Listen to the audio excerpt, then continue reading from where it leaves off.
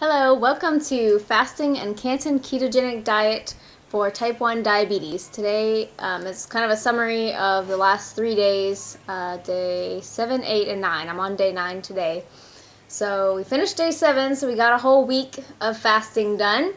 So that's exciting. I feel good.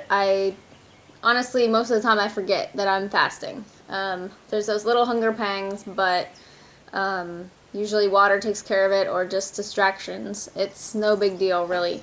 And I'm always encouraged. Every morning I jump out of bed to see what I weigh that day. Not all of the weight that I lose is going to stay off because my stomach and my bowels are empty. So the minute you put something in your stomach, you're going to weigh a little bit more. But I'm planning to start this new diet that will hopefully keep most of this weight off. My weight this morning was 121.0, down from 132.4, I think. So that's about 11 pounds in the last 8 days. So that's pretty exciting. I'm feeling really good about myself. I fit into my clothes better. I can definitely notice a difference. So that's really fun and exciting. I want to go ahead and read the verse of the day. Actually, it's a couple of verses before I go farther. This is on fasting. Actually, it's in Matthew 4, starting in verse 2. For 40 days and 40 nights he fasted. That's Jesus, and became very hungry. During that time, the devil came and said to him, "If you are the Son of God, tell these stones to become loaves of bread." But Jesus told him, "No. The scriptures say people do not live by bread alone, but by every word that comes from the mouth of God." So first of all, Jesus fasted for 40 days. So maybe not everyone should necessarily fast for 40 days, but fasting is something that was done in the Bible. Moses and Elijah also fasted, and various other people fasted for various amounts of time in the Bible.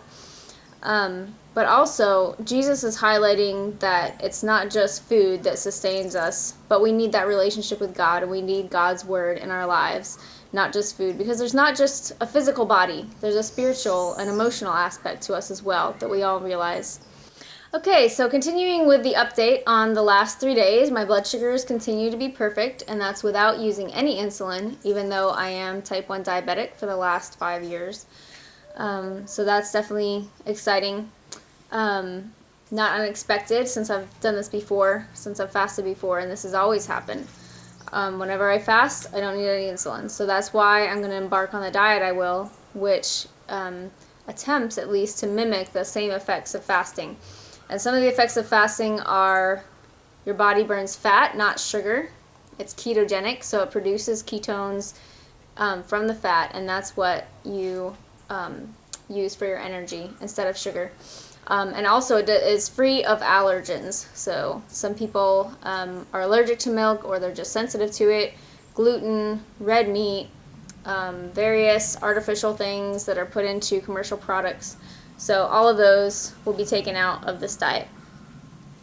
My blood sugars have been slightly higher the last couple of days, and by higher I mean instead of 70s to 90s, they're 90s and 100s. So it's still not crazy.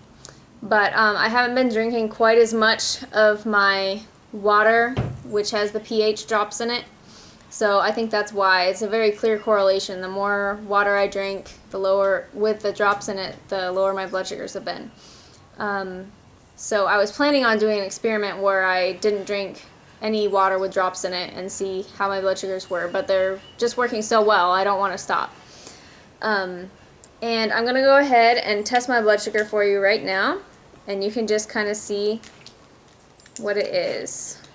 And I haven't tested it in a while, so I'm curious as well.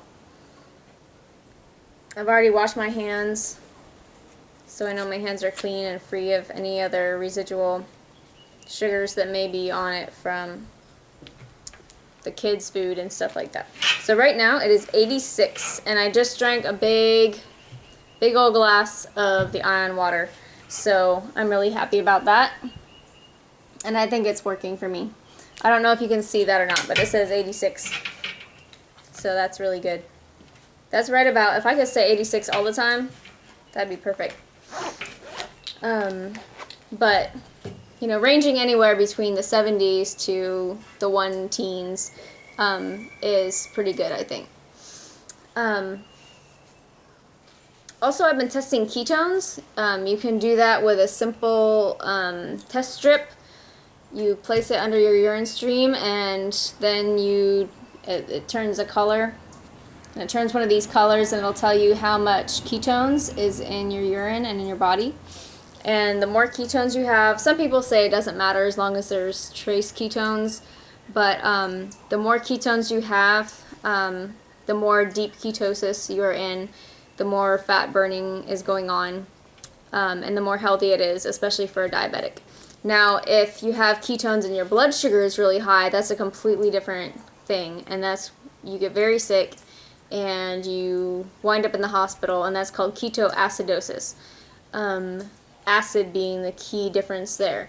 So there's ketoacidosis, very dangerous, ketosis, which is a very healthful state for anyone to be in, and especially a diabetic, because it'll be much easier to control your blood sugars, and you may not need any medication. These will be more important to test ketones after the fast. I mean, it's kind of obvious whenever you're fasting that you're going to be in ketosis. You're going to have ketones in your urine. So I'll be continuing to use these at least a couple of times a day after the fast to make sure that I'm staying in ketosis. I also bought a book called The pH Miracle for Diabetes.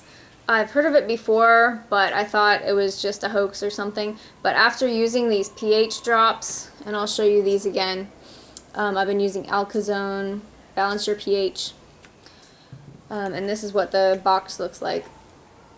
After using these and having such good success, I'm interested to see what it says about eating foods that balance your pH and alkalize your body more. So kind of my plan right now is to still do the Cantin ketogenic diet that this book talks about, but maybe with an emphasis on alkaline foods.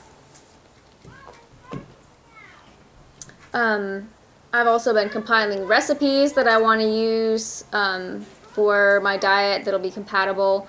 I bought a couple of pans. I bought a donut pan to make bagels of sorts, and this one to use for making like sandwich bread or buns or something.